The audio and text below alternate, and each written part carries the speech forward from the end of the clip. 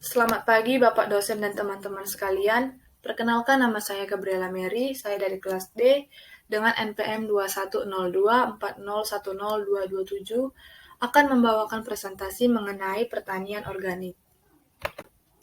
Pertanian organik adalah sistem pertanian yang holistik yang mendukung dan mempercepat biodiversity, siklus biologi, dan aktivitas biologi tanah.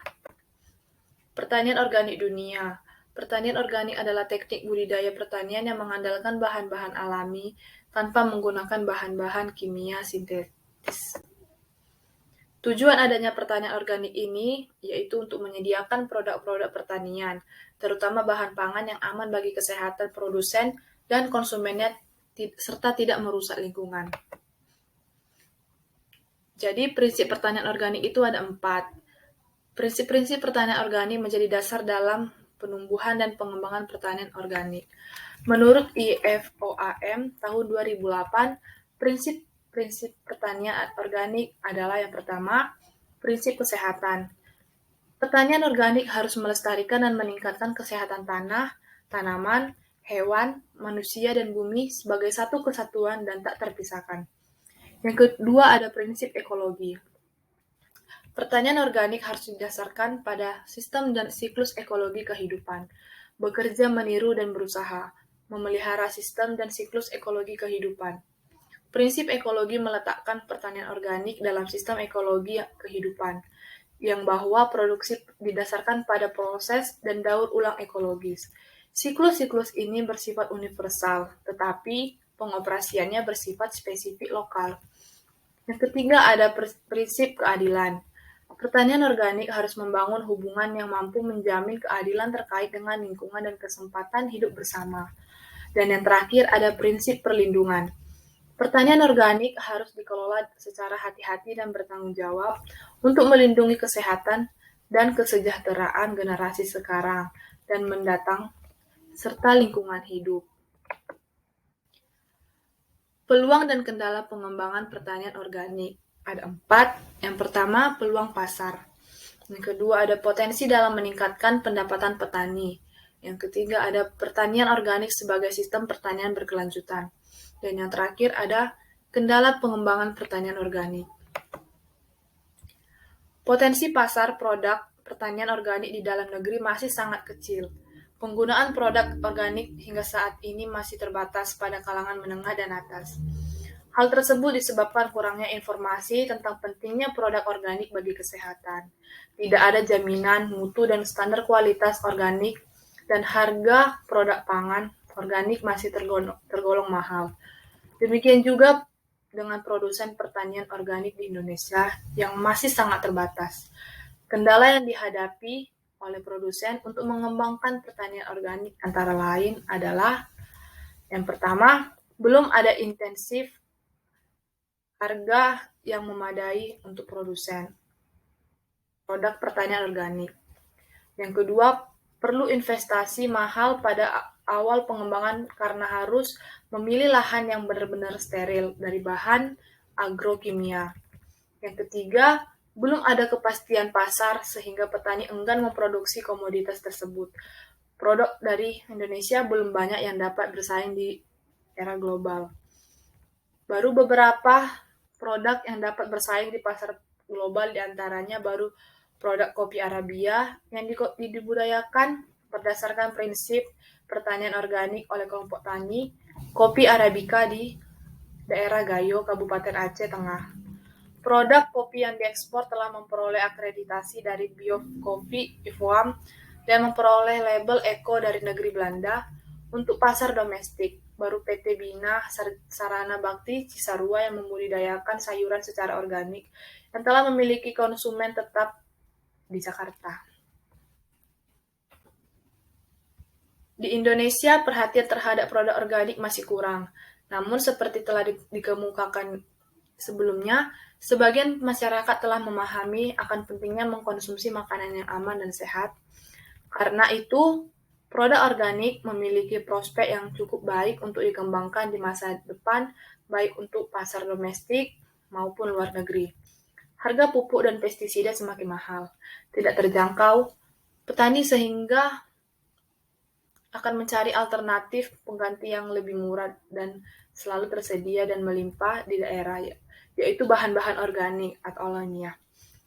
Beberapa keuntungan membudidayakan padi secara organik adalah yang pertama kesehatan konsumen, yang kedua penggunaan pupuk organik yang mengembalikan kesuburan tanah dan kelestarian lingkungan, ketiga meningkatkan pendapatan petani karena harga jualnya lebih tinggi dari beras konvensional.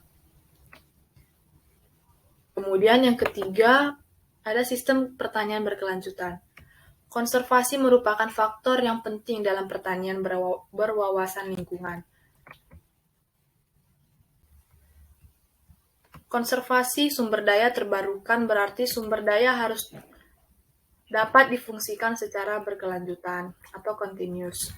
Kita sadar akan adanya potensi teknologi kerapuhan lingkungan dan kemampuan budidaya manusia untuk merusak lingkungan, sedangkan ketersediaan sumber daya adalah terbatas. Pertanian ramah lingkungan yang salah satunya adalah dengan menerapkan pertanian organik, merupakan upaya untuk memfungsikan sumber daya secara berkelanjutan. Beberapa prinsip dasar yang perlu diperhatikan dalam menjaga keberlanjutan produksi yang ramah lingkungan adalah yang pertama, pemanfaatan sumber daya alam untuk mengembangkan agribisnis, terutama lahan dan air. Yang kedua, proses produksi atau kegiatan usaha tani yang dilakukan secara akrab lingkungan. Yang ketiga, penanganan dan pengolahan hasil, distribusi dan pemasaran, serta pemanfaatan produk tidak menimbulkan masalah pada lingkungan seperti limbah dan sampah. Dan yang terakhir, produk yang dihasilkan harus menguntungkan secara bisnis, memenuhi preferensi konsumen dan aman untuk dikonsumsi. Yang keempat, yaitu kendala pengembangan pertanian organik. Kendala-kendala dalam pengembangan pertanian organik yang bersifat makro antara lain pasar dan kondisi iklim. Yang pertama, petani belum banyak berminat untuk bertani organik. Keengganan tersebut terutama masih belum jelas pasar produk pertanian organik, termasuk premium harga yang diperoleh. Minat petani untuk mempraktekkan pertanian organik ini akan meningkat apabila pasar domestik dapat ditumbuhkan. Oleh karena itu, upaya mempromosikan keunggulan-keunggulan produk pertanian organik kepada para konsumen perlu ditingkatkan. Yang kedua, kurangnya pemahaman para petani terhadap sistem pertanian organik. Pertanian organik sering dipahami sebatas pada praktek pertanian yang tidak menggunakan pupuk anorganik dan pestisida. Seperti telah dikemukakan sebelumnya, pengertian tentang sistem pertanian organik yang benar perlu disebarluaskan pada masyarakat sebagai acuan untuk penyebarluasan pengertian pertanian organik, baiknya menggunakan standar dasar yang dirumuskan oleh IFOAM dan SNI. Yang ketiga, organisasi di tingkat petani merupakan kunci penting dalam budidaya pertanian organik.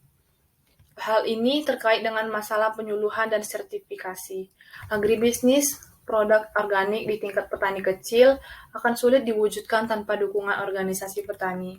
Di beberapa daerah, organisasi petani sudah terbentuk dengan baik, tetapi masih banyak yang belum terbentuk dengan baik. Dorongan pemerintah agar para petani membentuk asosiasi seperti yang terjadi pada akhir-akhir ini, khususnya di sektor perkebunan, akan dapat berdampak positif terhadap pengembangan agribisnis produk organik. Dan yang terakhir, kemitraan petani dan pengusaha. Upaya membentuk hubungan kemitraan antara petani dan pengusaha masih belum memberikan hasil seperti yang diharapkan petani. Kemitraan antara petani dan pengusaha merupakan salah satu kunci sukses dalam pengembangan produk pertanian organik, khususnya apabila diarahkan untuk ekspor. Jadi jenis tanaman yang bisa ditanam di lingkungan rumah, contohnya seperti cabai, kailan, tomat, kangkung, lidah buaya, timun, selada, dan sawi. Demikian presentasi yang bisa saya sampaikan. Mohon maaf apabila ada kesalahan dalam berkata-kata. Saya ucapkan terima kasih.